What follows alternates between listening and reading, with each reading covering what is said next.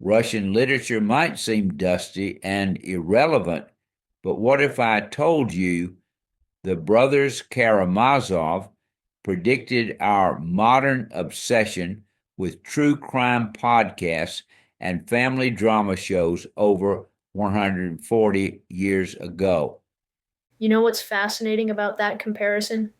The way Dostoevsky builds suspense around this murder mystery while exploring these huge philosophical questions about human nature. You exactly right, Sam. And at the center of it all is this completely dysfunctional family led by Fyodor Pavlovich Karamazov, who's the 19th century equivalent of a reality TV villain. He abandons his kids, chases young women, and creates absolute chaos wherever he goes. Hmm. And then you've got these three brothers who couldn't be more different from each other, right? Oh man, that's what makes this story so incredible. You've got Dimitri, who's all passion and impulse like.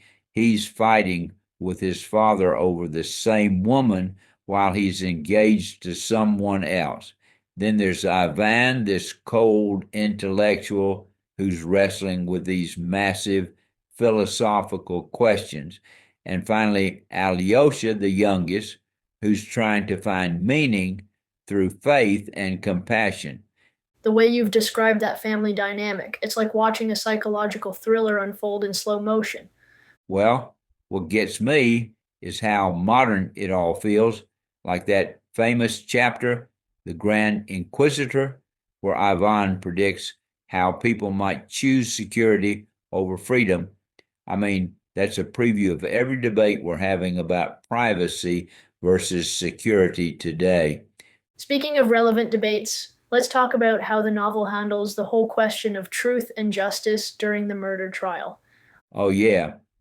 So get this, when Fyodor Karamazov is murdered, the whole town becomes this echo chamber of competing theories and interpretations. Different witnesses remember events completely differently. Everyone's got their agenda. It's like watching Twitter try to solve a crime in real time. That's such an interesting parallel. The way information and misinformation spread through this 19th century Russian town isn't so different from our social media bubbles today. And you know what's wild? Dostoevsky shows how ideas can drive people insane. Like Ivan's philosophical arguments against God manifest as hallucinations. He starts having conversations with the devil himself. It's like watching someone get radicalized by online conspiracy theories. The psychological depth in this novel is just incredible. How do you think Dostoevsky managed to understand human nature so well? Well, I think it's because he wasn't afraid to look at the darkest parts of human nature while still holding on to hope. Like, even though the novel deals with murder, betrayal, and moral corruption, there's still this thread of redemption running through it all.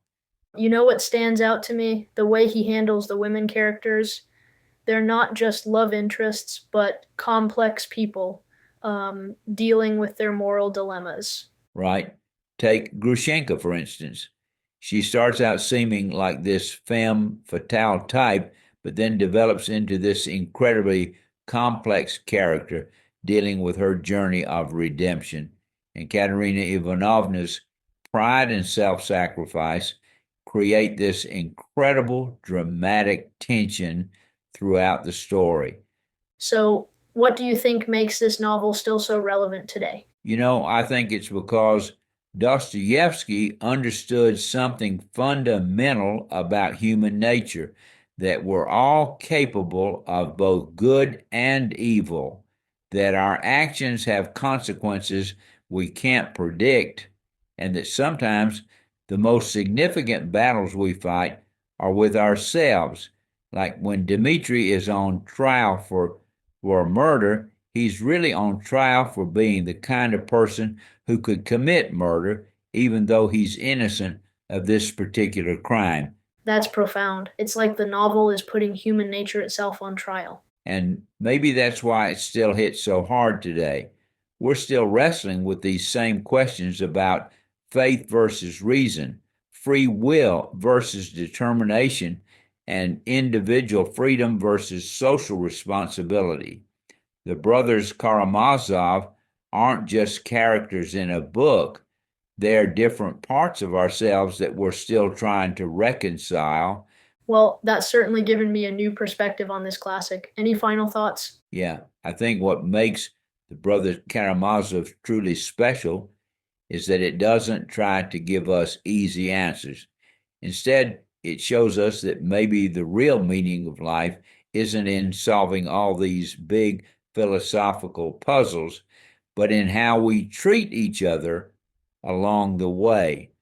In a world that seems increasingly divided between extreme positions, that might be the most relevant message of all.